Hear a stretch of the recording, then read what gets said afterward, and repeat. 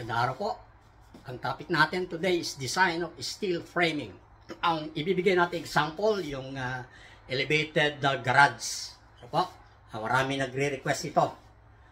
Sana gagawin ko concrete, but today in this example, steel, mas maraming may gusto. So, pakikita natin.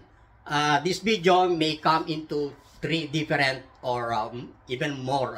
Pwedeng maging 4 na series. Makikita natin dito, no? Sabi ko, design of steel beam and column of a 3-level elevated parking garage. Maganda po ito, no? Dahil bibigyan natin siya ng kumpletong analysis simula doon sa framing layout, kagaya ng nakita natin. Ano? Sabi ko, number 1, floor framing and load assumptions. Yan ang ipepresent natin for this episode series. Number 1. Yung succeeding series, makikita natin dito, i-share ko sa inyo yung stress analysis, including yung calculation ng lateral. Marami naghahantay dito. Number 3, pagkatapos ng 2, susunod natin yung sizing of beam. Ito yung design problem. Design of beam and column. So, number 4, pagdating natin sa number 4, yung connection details. Yung mga moment connections, saka yung mga pin connected, pakikita natin anong pagkakaiba. So, sa ngayon, yun lang muna, no? Sabi ko, number 1, makikita natin dito, yung pagka wala pa tayong definite sizes ng beams, meron tayong assumptions na gagamitin. Especially do sa mga baguhan pa lang na magdi-design, magkakaroon kayo ng idea how to deal with it, paano nating malalaman yung preliminary weight. Ano? Magpapakita tayo ng mga layouts. Sa mga designers, lalo na doon sa mga nagsisimula pa lang. Importante dito malaman natin, kunyari dumating yung architectural drawing, paano natin i-figure out yung main frame. Kunyari, gagamit kayo ng computer analysis, yung mga software kayong alam, madali lang po yan. Ano? But ang critical dito, paano natin i-figure out yung loadings. Ano yung loadings na ilalagay natin, i-assign natin sa plates, i-assign natin sa beams, and then yung ita-transfer ng beam, yung load sa columns. As it goes by, makikita natin pati yung mga lateral loads, paano natin ilalagay yung mga braces. Importante po yun. Once na ma-figure out ninyo, ma-model niyo yan sa computer. So, madali lang gumawa ng modeling kung may experience po tayo. Alam natin kung paano natin i-layout yung framings, ano yung critical, saan natin patatakbuhin yung main frame, saan natin patatakbuhin yung main beam, yung girders, i-assign natin sa vertical elements. Importante po yun. Bago tayo makapag-assign sa modeling natin. Pag nag-model tayo, maglalagay lang tayo ng load assignments and then bahala na yung computer. But ang critical, ang sinasabi natin dito, pagka hindi tama yung analysis mo kung paano mong i-figure out yung layout ng framing, chances are magiging expensive or magkakaroon ka ng maling analysis doon sa framing mo. Kaya itong topic na to, ang makukuha natin dito is yung paano mag-layout at paano magpatakbo ng preliminary loads. Dito sa floor framing na nakikita ninyo, naggawa ako ng typical floor framing for upper floor. So, kagaya ng sinabi natin kanina, ang analysis natin na gagawin is 3-level elevated. So, ito yung typical. Nag-create ako ng grid lines from A to B. I mean, from A to E. And then, dun sa other direction is 1 to 5. Para dun sa coordinates, pagka nag-mention tayo ng design. Pag nag-analyze tayo ng beam and columns. So, makikita natin dito, no? Ginamit ko is 8 meter equal spaces. Yung entrance natin, dito sa right, papasok siya. And then, makikita nyo sa drawing, may nakalagay ramp. Aakyat siya, papunta ron sa upper floor. So, doon sa corner, merong stairs. Yan yung access papunta sa baba. Pagka nag-park ka sa upper floor. Meron tayong nilagay dito, hin-highlight natin yung green. Yan yung crank beam. Naka-diagonal siya, and then attached dun sa columns, to sa upper floor, and then merong mid-height Mamaya, pagdating natin sa elevation, makikita ninyo kung paano natin i-attach yan. Then, yung mga dash line, yan yung proposed beam layout. Yan yung sinasabi natin kanina. Once binigay sa inyo yung architectural drawing, ang critical dito for a structural designer is how to figure yung framing. So, kung wala tayong idea o experience kung paano nating magiging magagawa na mas practical yung layout natin, medyo magkakaproblema tayo. So, kailangan malaman natin kung paano natin patatakbuhin yung main frame. Kung nakikita natin yung grid line B, yan ang lumilitaw sa akin na main frame. So, mahaba yan, ano po? Makita niyo. Posibleng gagamit ako dyan ng open web joist or parang truss type beam. And the rest, posibleng conventional na wide plans ang gagamitin natin. Dito sa baba, kita ko sa inyo yung elevation.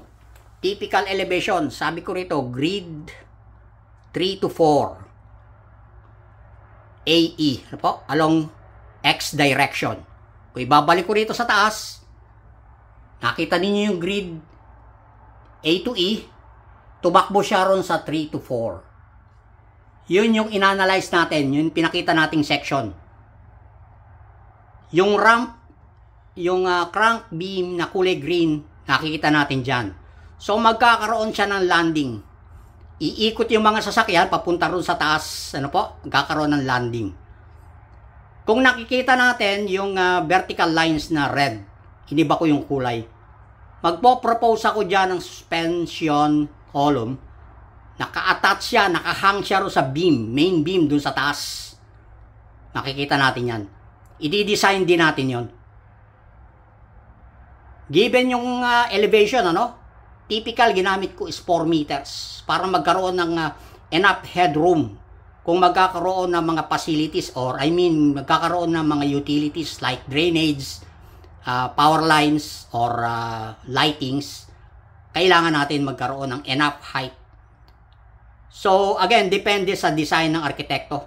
Yung layout, overall layout kanila, sa structural designer yung main frames. So makikita natin, no, meron level 1, level 2, 3, hanggang roof deck, i-utilize natin as suspended flooring.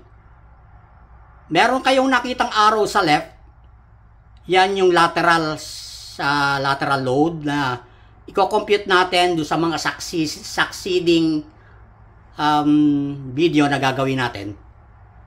So papakita natin sa inyo dyan kung paano natin computein. So, ito yung proposed design na gagawin natin, ano?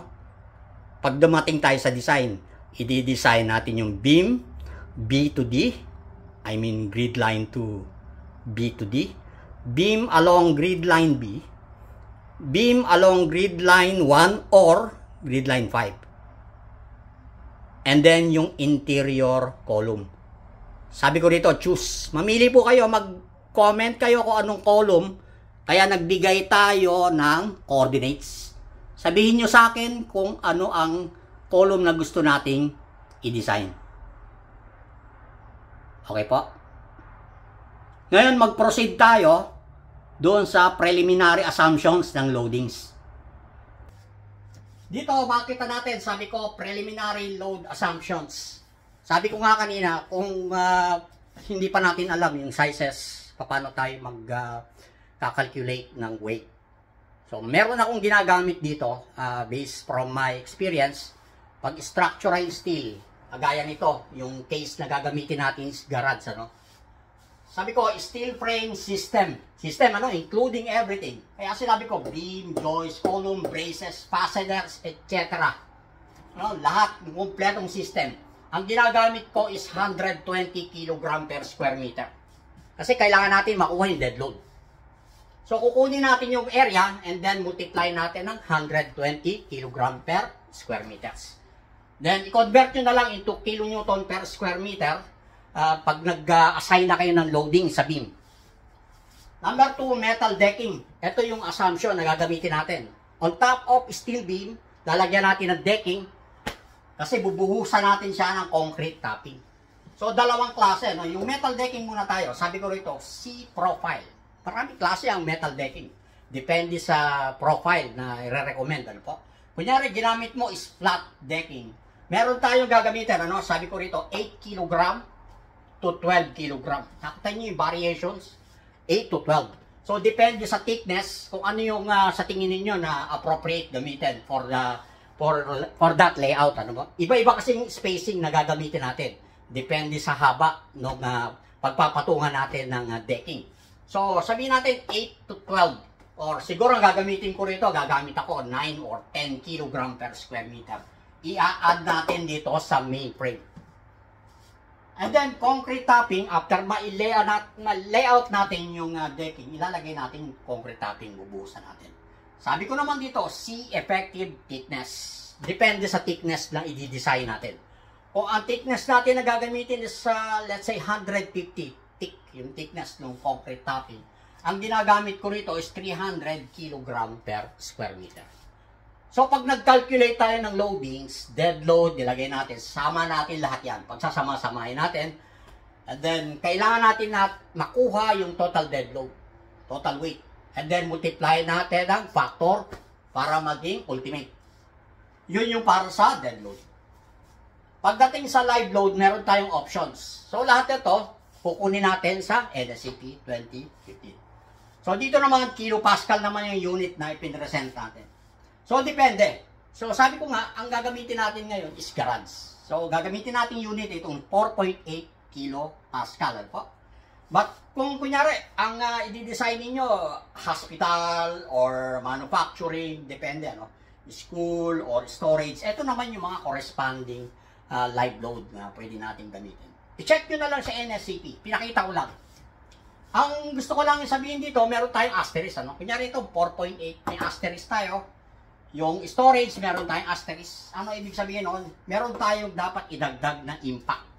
Kasi lalong-lalo na, no? Especially for garage, may mga impact yan. Yung wheel load. Pag akyat doon sa rampa, pagdating doon sa taas, minsan nagpe-preno yung mga sasakyan. Importante isama natin yung required impact. Nasa NSCP rin po yan, ano? Pagdating natin sa design, pakikita ko sa inyo kung ano yung mga recommended impact. So, for now, yun lang muna ang pwede natin i-share. Abangan po natin yung susunod na episode at inuunti-unti natin para doon sa mga nagdi-design, yung mga baguhan pala, makikita natin kung paano yung proper sequence ng pagdi-design para hindi po tayo maguluhan. So, abangan natin yung susunod na episode at yung mga questions.